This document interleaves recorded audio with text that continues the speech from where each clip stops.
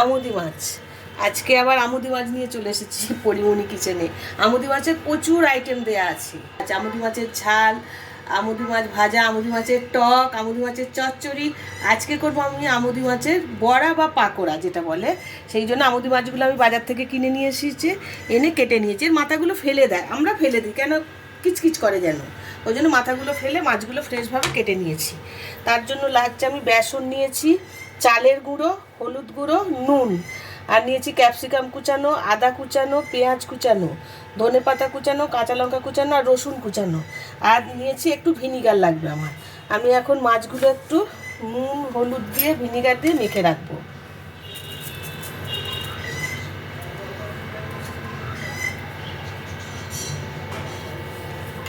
একটু মেখে রাখলে ভালো হয়। আমি 1 চামচ ভিনিগার দেবো সমস্ত মাছগুলোর জন্য।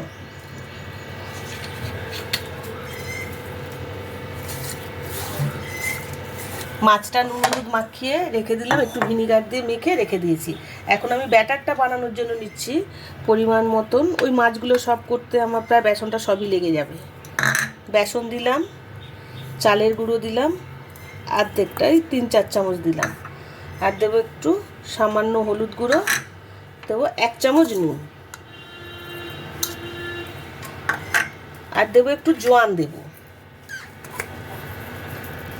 হাফ চামচের মতো জোয়ান দিলাম। এর মধ্যে আমি দিয়ে দেবো এই সমস্ত গ্রেট করা, আদা গ্রেট করে রেখেছি হাফ চামচ দিয়ে দেবো, ক্যাপসিকাম দেবো কিছুটা, পেঁয়াজ কুচানো দিয়ে দেবো, ধনে পাতাটা সব দিয়ে দেবো, কাঁচা লঙ্কা হাফ দিয়ে দেবো, আর দেবো রসুন, রসুন গ্রেট করে রেখেছি সবটাই দিয়ে দিলাম। আমি 3-4 কোয়া রসুন গ্রেট করে রেখেছিলাম। সমস্তগুলো দিয়ে ভালো করে আমি এটা মাখিয়ে একটা ব্যাটার তৈরি করে নেব।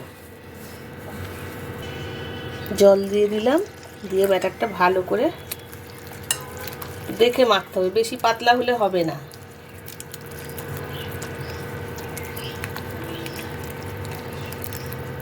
একটু ফেটিয়ে ব্যাটারটা আমি ভালো করে রেডি করে ফেলছি।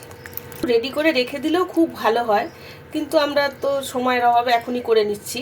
কিন্তু বাড়িতে যখন বানাবেন 5 মিনিট অন্তত আগে করে রাখবেন ব্যাটারটা, খুব ভালো হয় ব্যাটারটা। তাহলে যে কোনো কিছু পাকোড়া বানাতে গেলে যদি ব্যাটারে চুবিয়ে করেন, ব্যাটারটা আগে করে রাখলে খুব ভালো হয়। এর মধ্যে দেবো আমি একটু সাদা তেল। আমি এই পাকোড়াগুলো রাইস অয়েলেই ভাজবো। এই রাইস অয়েল দিয়ে দিলাম 1 চামচের মতো।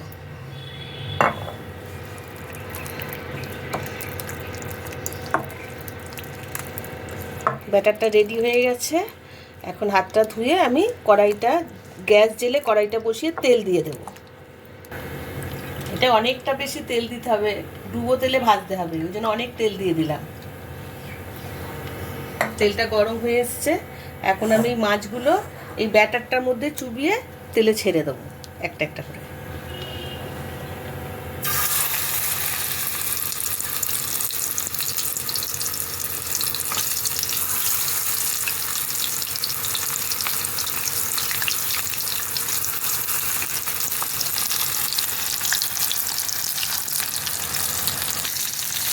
একদিক হয়ে গেছে, আর একদিক আমি উল্টে নিলাম।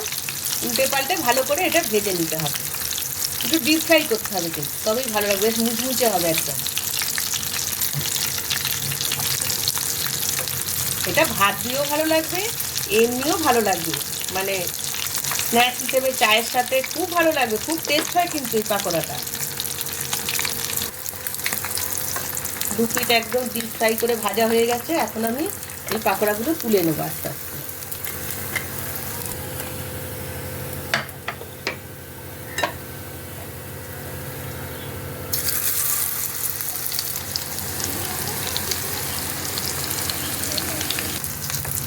সব পাকোড়াগুলোই ভাজা হয়ে গেছে, এখন আমি তুলে নেব। দেখুন দেখতে কি সুন্দর হয়েছে, একদম গরম গরম আমুদি মাছের পাকোড়া। এই আমুদি মাছের পাকোড়া যদি খেতে বসেন, একটা খেয়ে কিন্তু থামা যাবে না, মানে আরও খেতে ইচ্ছা করবে। তাই যখন বানাবেন একটু বেশি করেই বানাবেন, খুব ভালো খেতে, দারুণ টেস্টি। ডাল দিয়ে ভাতের সাথে ভালো লাগবে, এমনি চায়ের সাথে